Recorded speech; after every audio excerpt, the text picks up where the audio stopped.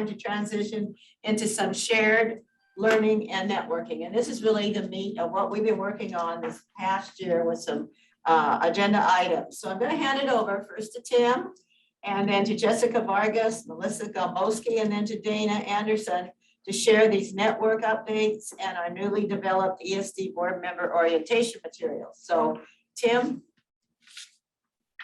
Yeah, thank you.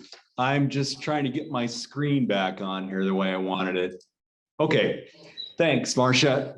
Since the last time we met together, our network and our work together has continued to grow. Much of it is in continued support to districts through year 2 of the pandemic. We're going to frame our updates today around the AESD's 3 strategic plan goals that were adopted in 2018. The values on this slide were adopted by the executive board and superintendents this past November, and I think they too embody the spirit in which we as a network work together across our ESDs and with our other statewide partners such as OSPI. Jessica, I'm going to have you go ahead and kick us off. Okay. Thanks, Tim. So these first 2 slides, and you all will receive this deck after the fact, so you can dig in a little bit more, that these are high-level updates grounded in your strategic plan goals, the vision for that component of the strategic plan, and then the strategies and tactics that were adopted by the executive board. So here, and we are grouping goal 1 and 2 together. So goal 1, and then I'll show you goal 2 in a second.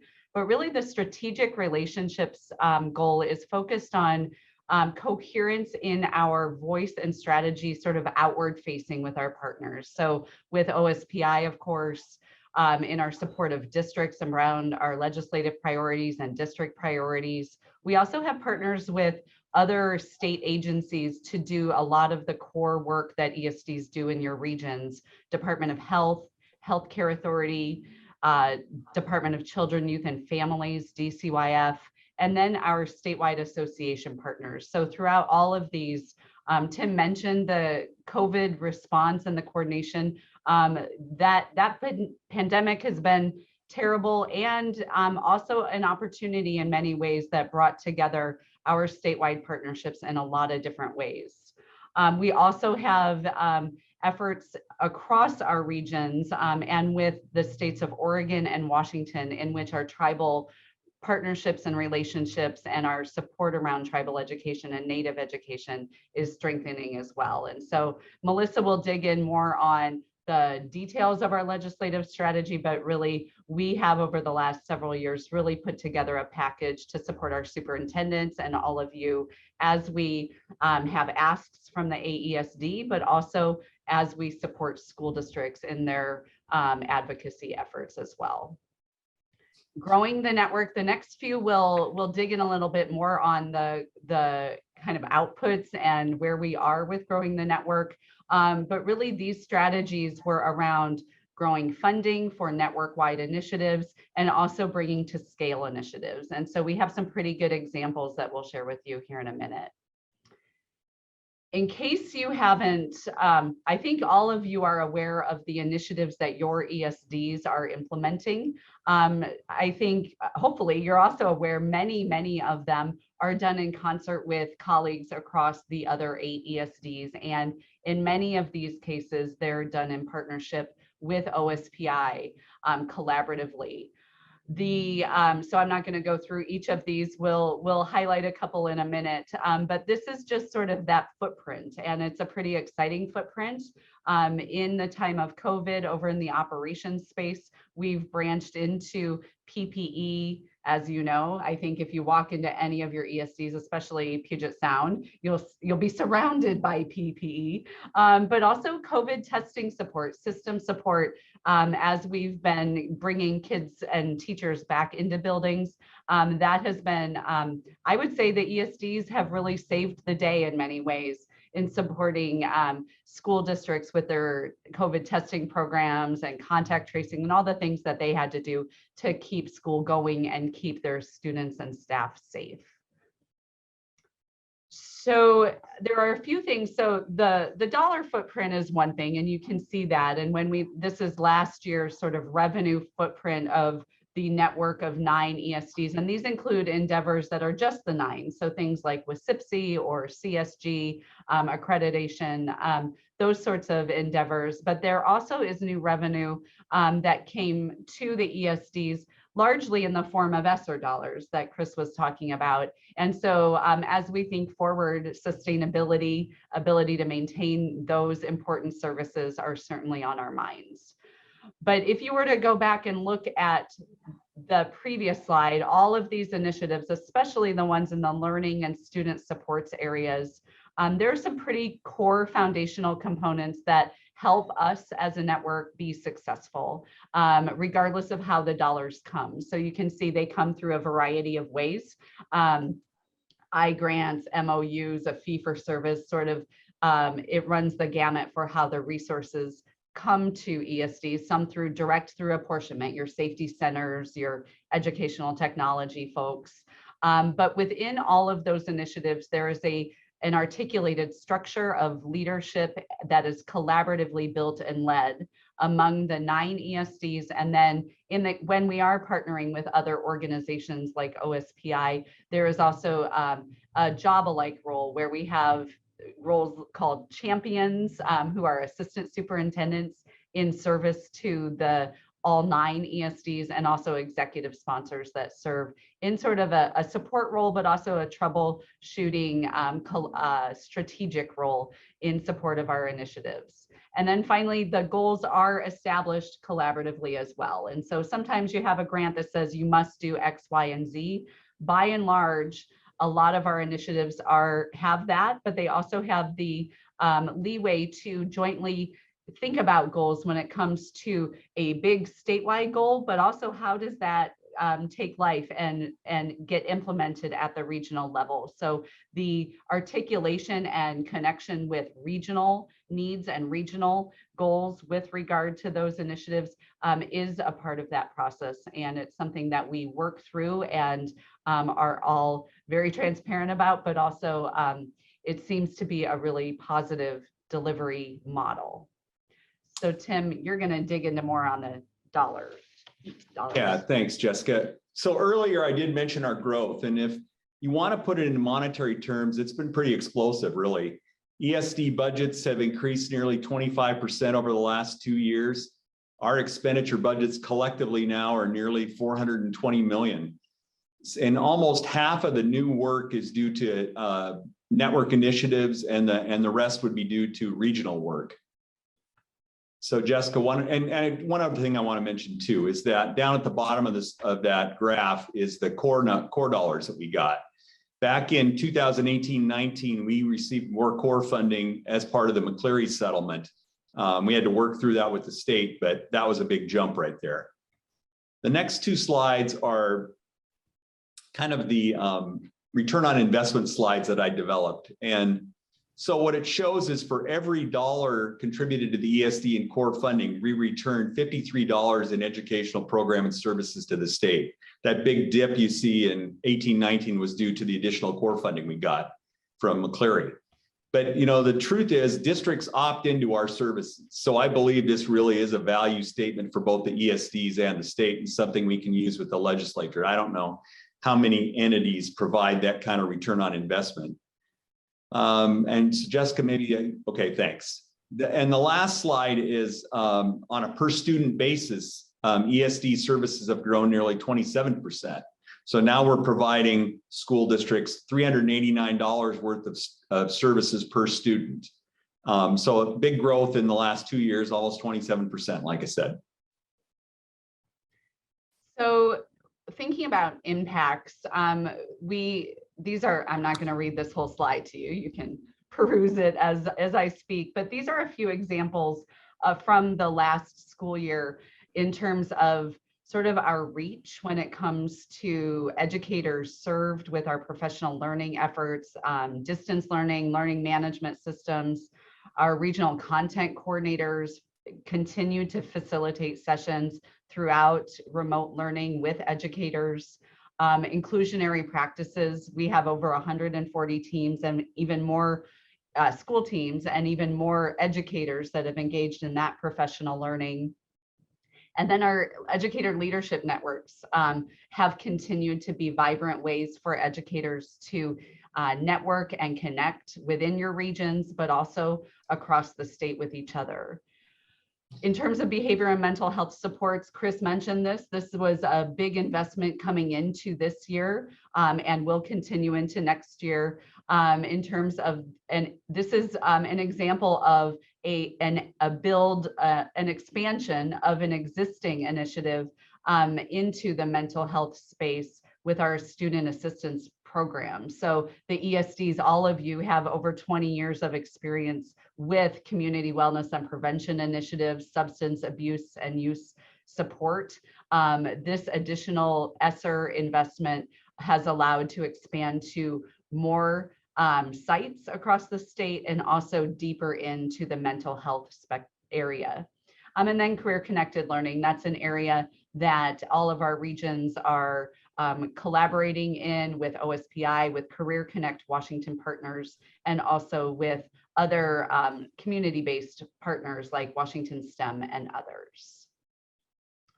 So finally, just a snapshot on goal 3, telling our story. So this is a look at the strategy, and really it is around a communication plan. And I would say if there was one area where we are on a growth trajectory, it would be here. We have made progress with our communications tools and our branding, our support of initiatives in the branding. So sort of the behind the scene things. One thing, if you've been areas and challenges that we're looking forward to addressing in the year ahead is helping us have a more up-to-date and contemporary story to tell on our website simply. If you've been to the website, I know our new superintendents, I bet you all went to the website to sort of see what this AESD thing was all about. You may have seen some outdated content. So that's something that we're really looking forward to updating, and then engaging in real intentional planning with the executive board and the superintendents, our assistant superintendents, to think about what is it as we think forward about the story of the ESD network, the AESD network that we're hoping to tell. So those are a few things on the horizon. Now with that, I will hand it over to our friend and colleague, Melissa Gomboski. She's our legislative liaison with the network. And she will give sort of some high points of our legislative efforts. Melissa, are you here? I'm here, Jessica. Thank you so much. It's good to see everyone, even virtually, and I'm really looking forward to the time when we're all actually together in person. So just a tiny bit of background, next slide, please, on our government affairs program and just the approach that we as an AESD and our superintendents have taken to lobbying, and that is a bipartisan approach. So we work with members of both sides of the aisle. We spend a lot of time working with lawmakers, not just when the legislature is in session, but actually most of our important work and good conversations happen outside during this time, which is called the interim, when lawmakers are not in session. Our superintendents play the most important pivotal role in talking to lawmakers about what our requests are, communicating the needs of the network. And we also spend some time just responding to what it is that lawmakers think that ESD should do and working with them to achieve their goals when it's possible. Slide, please. We have had some key legislative successes, which we're really proud of. So I'll just highlight a few. We have protected and expanded the ESD core funding over the last couple of years, and some of it through really technical updates like eliminating something called an administrative reduction from our core funding. So just really getting in there, understanding how the formulas work. Sometimes they're buried pretty deep in the state budget. And we have our fiscal staff and some superintendents to help or to thank for supporting that work. We did see formula changes move from, we're trying to keep our positions to not be grant funded positions, but to be something called state funded staffing units. So that employees' wages grow as inflation does, like Superintendent Rakedahl was talking about. Slide, please. We have seen funding for our network initiatives, a lot that Jessica and Tim already talked about, but there's a couple here: computer science, ed tech, of course, our regional safety centers, just to name a few places that we have seen success and an increase in funding. Slide, please. I would say more and more we are responding to ideas that lawmakers have. And I think that's a good thing because they see our ESD network as a great delivery model. Sometimes they want to write us into things that maybe aren't appropriate. We have to say, no, not so much, but we're definitely on the mind of the legislature. So a few examples of ideas or policies that did not generate from the ESDs, but from the legislature itself.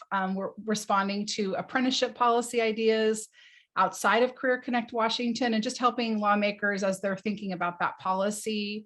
We did a lot of work this year working with Senator Mullet and Representative Stonier on ESD support for financial literacy training. Put healthcare requirements here. There's been a very multi-year conversation about how ESDs will best deliver healthcare to employees. That policy question has been settled this year, and our ESDs will move into PEB. We did oppose some policy this year, not just on behalf of ESDs, but also on school districts. We had a bill called prejudgment interest, which would have really expanded our legal liability. And we're fortunate that the legislature did not move forward with that bill, and we played a role in that effort.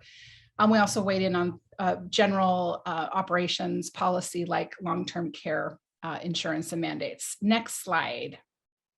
So what's next? We are already working and thinking about the 2023 legislative session. Actually, this week, our superintendents will meet and start to identify and think about legislative requests for next year. We'll then develop a very granular lobbying plan about how to achieve success once those priorities are developed. We're watching all the elections and everything that's happening because the entire House of Representatives and half the Senate are up for election. And so whatever happens in November, that the legislature could look very different. So we're watching all of those moving political factors. Of course, we're meeting with lawmakers. I am doing trips around the state right now into different regions just to speak with lawmakers in their home legislative district, and our superintendents are doing that as well.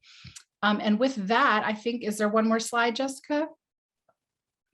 Thank you so much. Appreciate your time. Okay, hey, thanks, Melissa. Really appreciate all the work you've done for us, and you've done a great job. So as you can see, we've accomplished a lot as a network, and we really do have a lot to celebrate. But with the kind of growth that we've had, we realized that this time last year that the capacity across our ESDs and as a network was really being stretched pretty thin and really not sustainable. We realized with the growth of the network, our old systems and structures that have been in place might need to be reconsidered in support of the evolution of our network. So as a result, last summer, we sought some help. With the support of the executive board, we contracted with our national association, AESA, to facilitate initial steps to explore what a network redesign might consist of. Thanks, Jessica. This graphic was developed by our AESA facilitators as a result of the interviews they conducted in the summer of 2021 with OSPI, ESD superintendents, assistant supes, fiscal officers, and the executive board. Even if you don't read every word, it's a pretty good illustration of the context and factors that guided the rationale, that guided the redesign process. Can you flip to the next slide, Jessica? We began this redesign process last summer and developed a design team. Through the fall and the winter, we've identified bold steps we needed to take. And this summer and into fall, we'll be working on our bold steps as well as updating our foundational documents. We're going to be working on our ESD interlocal agreement, which will better define the roles of the ESD network and the AESD Board Association. And we hope to complete most of this work by early 2023. So Jessica, back to you. So the executive board members certainly have seen this graphic, but this is something that is a pretty nice snapshot of that design process. And so with our facilitators, you can see the specifications that guided the work. Tim, I don't remember if you mentioned the design team consisted of the 9 ESD superintendents with also representatives from the executive board, the assistant superintendents for teaching and learning, and the ESD fiscal officers, and myself were a part of the process. And so really looking at the context and then honing into what are the supports and challenges, and then from there, the bold steps. And so these are the highest level picture of what those bold steps are when it comes to the things that we've been working through. This next slide gives a little bit of a deeper dive. And so in terms of bold step 1, that's looking, you saw all those initiatives. And when you think we only have 9 ESDs, so how do we as leaders in the network of 9 deploy our assistant superintendents and our superintendents and other supporters within the initiative teams in strategic leadership ways? And how do we not have the footprint of so many initiatives be so burdensome on individuals who really their very first job is serving the region they are working within? So how do we have that statewide role be manageable, efficient, et cetera, with our partners across the ESDs and with OSPI? So our assistant superintendents are in the depths of rolling their sleeves up with that piece. Yesterday they had a meeting and spent a lot of time talking about it. And also next week we'll be meeting with their job alikes at OSPI to continue talking about those roles and really evolving into this new context of the network. When it comes to the AESD Constitution and network governance, what we're bringing forward to you today that Terry will be able to speak to in a little bit, that you saw in the pre-reading materials, was that sort of first blush at updating and revising the Constitution, again, to be contemporary in the current time that we're in as a network and the context of our executive board. Through the redesign process and some of the things that Tim mentioned with looking at the governance documents, there may be a need this time next year to bring forward another phase of amendment to the Constitution for your consideration, but that's sort of to be determined. Certainly the executive board will lead that role.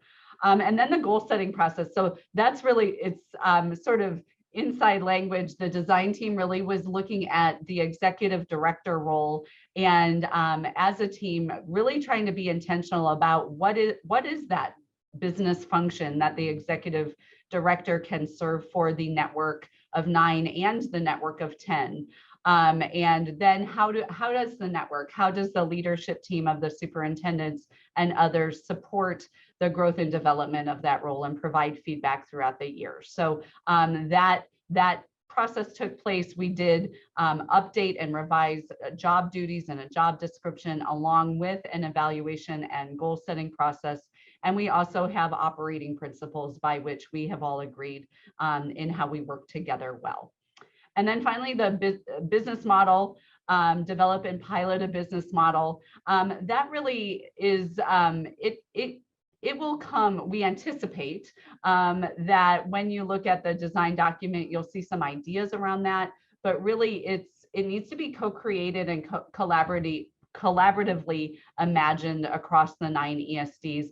And it hinges very closely to the work that Tim spoke to around the governance documents, the interlocal agreement, sort of how we all operationalize and function together as a network when it comes to the work that we have before us, and then imagining a future that might look different than where we are today. So that's sort of to be determined as well, bold step 4.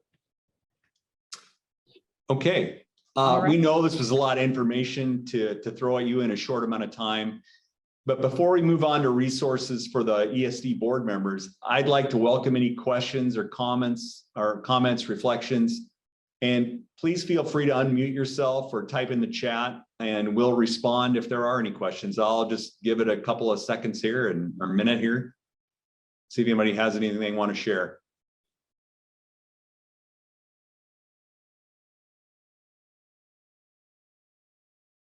I did, Jessica, Eric or Andrew did mention your work in the chat, and I want to second that. You have done a great job for us. You've taken us a long way. So anyway, I'll go ahead and hand it over to my colleague, Dana Anderson, Superintendent of Capital Region ESD 113 in Tumwater, to share a new resource for ESD board members and engage us in some networking time.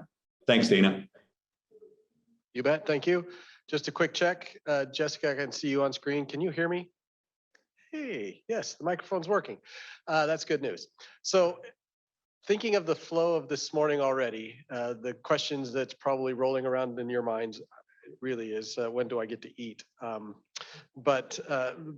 Before that, we want to talk a little bit about 3 layers of AESD. You had a chance to hear from Chris Reichdahl. And so that we think of as AESD, the network, inclusive of OSPI. We sometimes call that the network of 10. There's AESD, the network. You just heard an overview of what is AESD in terms of the services provided collectively across the state. You'll see that sometimes referred to as WA AESD, Washington AESD, or the network. That's sometimes how we refer to that. AESD is also, its primary function in its origins is a board member support organization. So this third layer is kind of what we're digging into now. So we're going to just touch on board member support materials that were created collaboratively. And Jessica, I think I have screen sharing capabilities.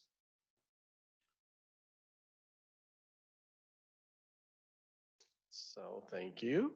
I will pull up that. I'll just a moment. I'll pull up the right document. Give me. You don't need to see my email correspondence, I don't think. There we go. So just a second. And there we go. This will also be placed in the chat, the link to this. And this resource is a collaborative effort. It was board members and ESD staff partnering to create a resource that can be shared across all 9 of the ESDs. Our board member orientation and support document, or ASD board member handbook. And I want to express my sincere gratitude and appreciation for members of our development team. You'll see their names here included in this original version of this document. And without their input, direction, and support, we wouldn't have pulled this together. Having board members share, these are the concerns, questions that our fellow board members are considering and some of the supports that they need.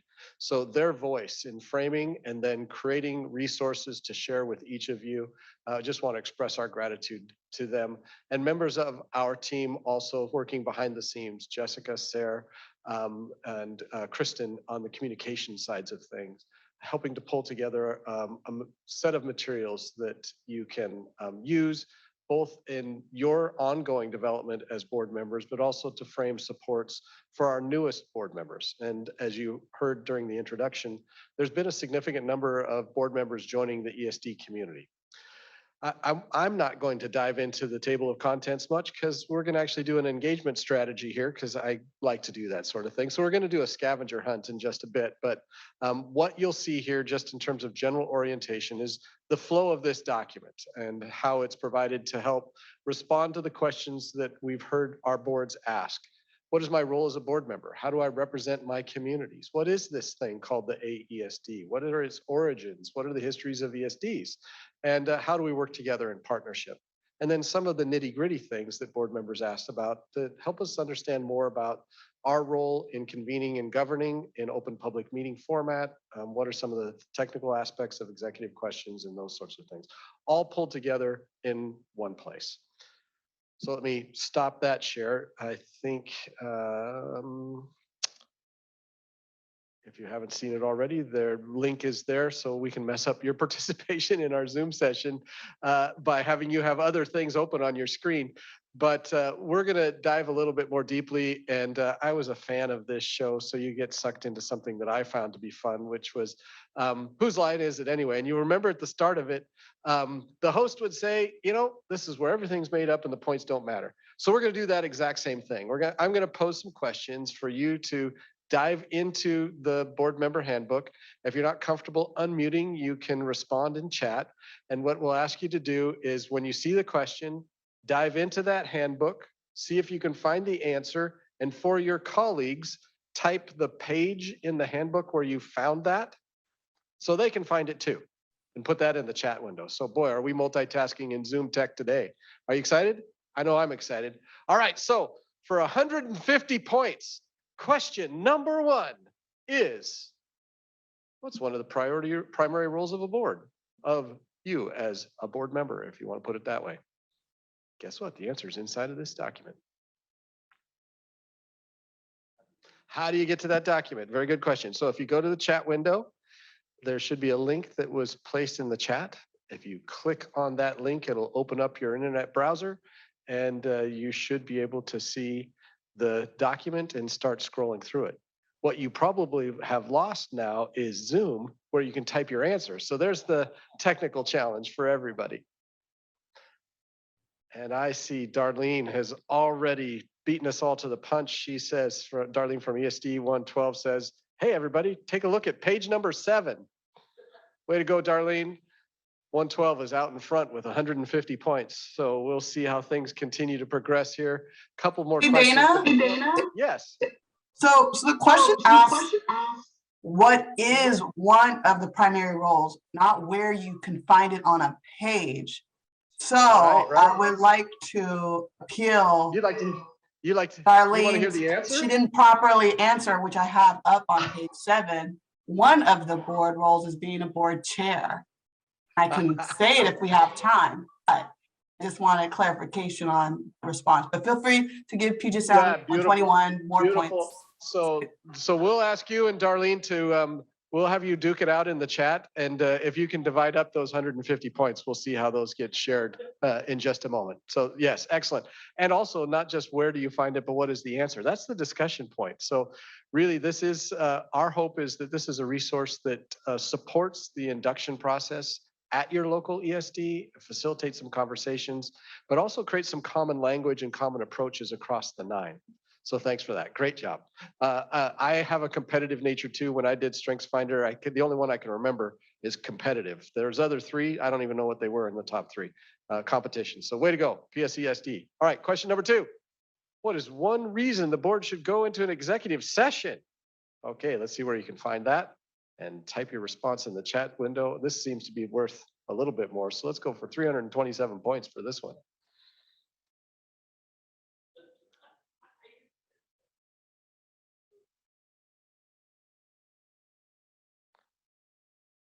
So I'm seeing somebody saying reasons for executive session. I'm seeing page 10. I'm seeing page 8. Oh, good. We have staff members who are supporting our board. Way to go. And we'll probably see other options there. So here's a chance to go a little exploratory into reasons why we might go into executive session. And in fact, the script for the board chair. Evidently, one of the most important roles in a board is what would you say before you go into executive session? Some support materials provided there. Okay, I'm going to pause here before we go to question number 3, Jessica. Board members who are in person, in just a moment, we're going to go to breakouts. So if you'd like to actually hear the members in your breakout room, I'm going to pause for just a bit and let board members who are in person, if you need to relocate, and I'm looking in my room here, then you can go to that next space. You'll miss out on participation in question number 3, I'm sorry, but you'll be ready to join the breakout sessions in just a bit. So we're transitioning for board members who are in person, not exclusively via Zoom. We're in a hybrid format here. And our board members that are going to be joining the breakouts in another location or headed to that space. And I'd encourage you to swing by the Costco pizza that's in the back, grab 2-3 slices on the way there, because then you can get a head start. none of your peers will be jealous at all about you being fed on your way to your breakouts. All right, here we go. Question number 3. This is by far the most important question. It's worth 189 points. And so what is one of the 3 roles of AESD? Just wondering what might be one of the 3 roles of AESD.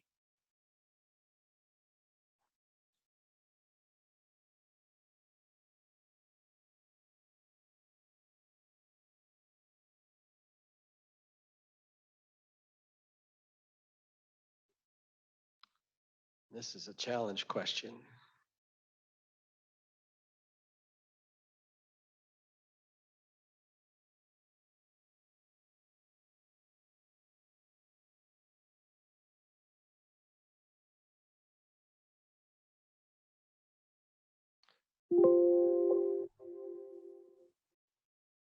Right, I see a reference to page 11, linking local and public and private schools with each other. Very good.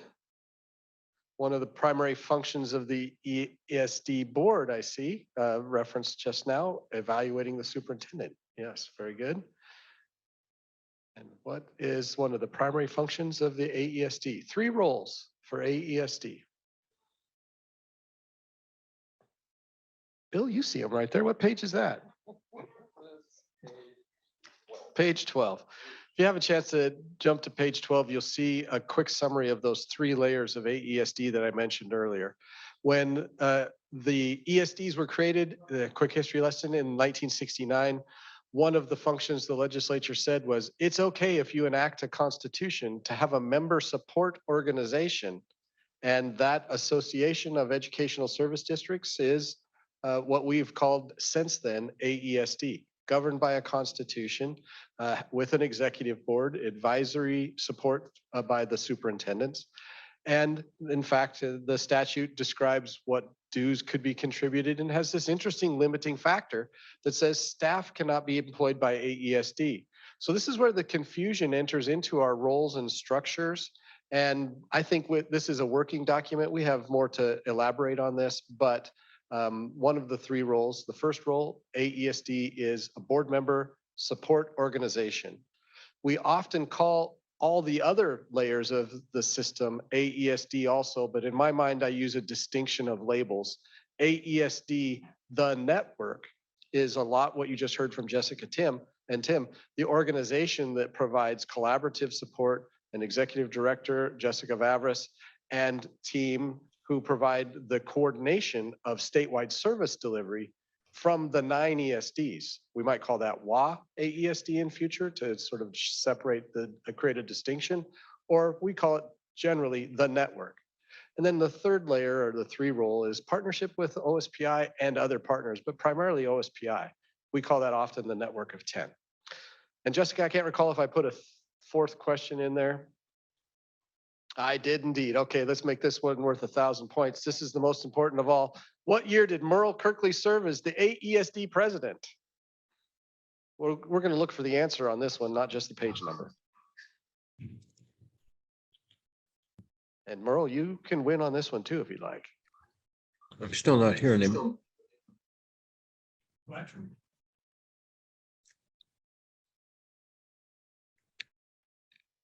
And if you're wondering, well, you find that is in the appendices of this document. And one of the last things in this document is the individuals who have served in leadership roles in the AESD. And we want to honor them and their continued contributions to the network. Merle, thank you for your leadership and the way you've supported your region in 189, the way you've helped us as a whole statewide system in countless ways, and your role of leadership in the past. Waiting for folks to find that. There it is, 2012. Jessica puts that into the chat. So she wins the prize, the 1,000 points and a slice of pizza if you happen to come down to the Thurston room. Let me turn things back to, I think we're going to go into breakout rooms.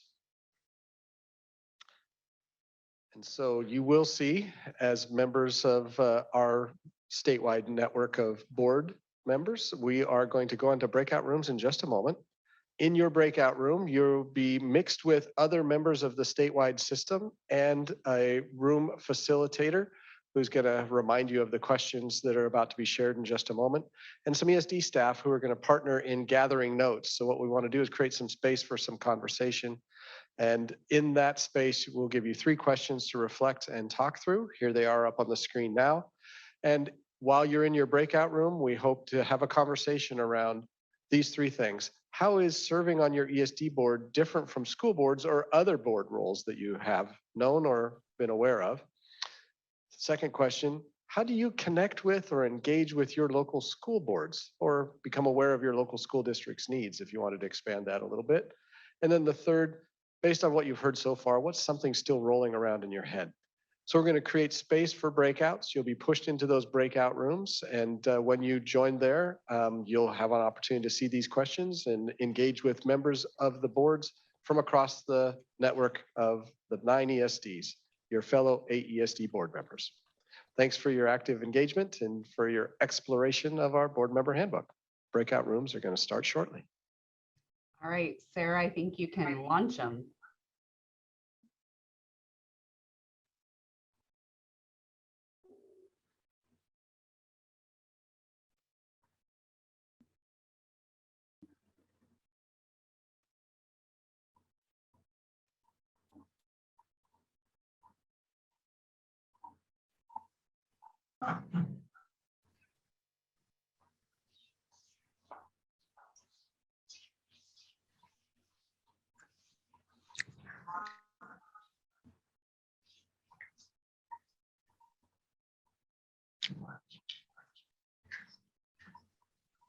Of our boards, it will continue to be a work in progress.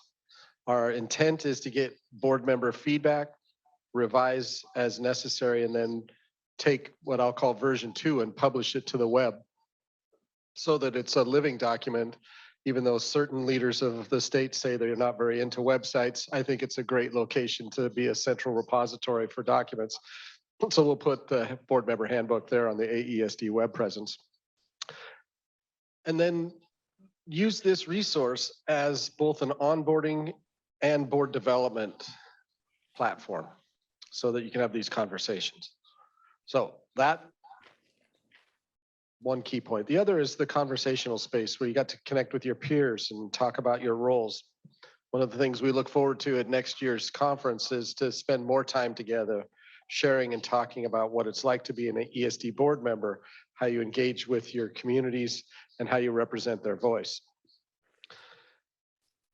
Any members of the breakout rooms care to share just briefly about how being a board member at an ESD is different? And here's one that I'd like to tap into is someone mentioned that serving on multiple boards in California, that the presence and engagement feels different than the distance that ESD board members seem to have sometimes from students, schools, and school districts. So would somebody, you don't even have to say that was my comment. You could say, I heard a friend who said that, and here's what that made me think. But anybody comfortable coming off mute to share briefly that perspective, how ESD board membership is different than local boards?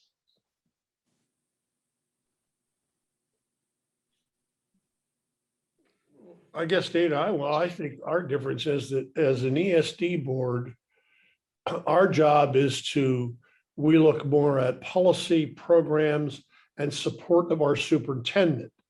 And now we may be engaged in visiting them, but I think it's much different than a lot of other boards, the one where you're directly involved. But here, I think we serve so much better because we're able to really advise on all programs, policy, and everything else that goes on in the ESD network.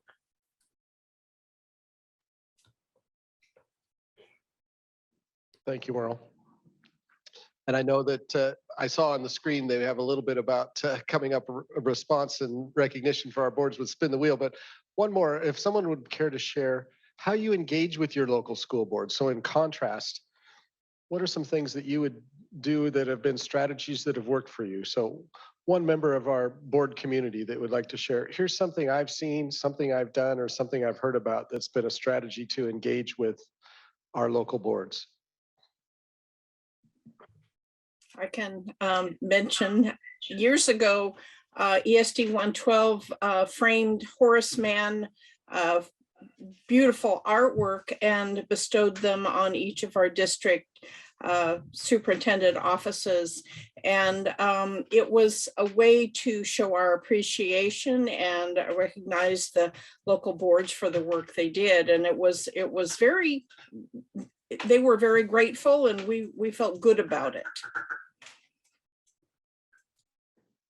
Thank you very much. Well, again, thank you for your engagement. Look forward to hearing more from our board members from across the state on feedback on the AESD handbook and how we can better improve that support resource for you, and how we can facilitate ongoing conversation between and among our boards to support you as board members, one of the 3 functions of AESD.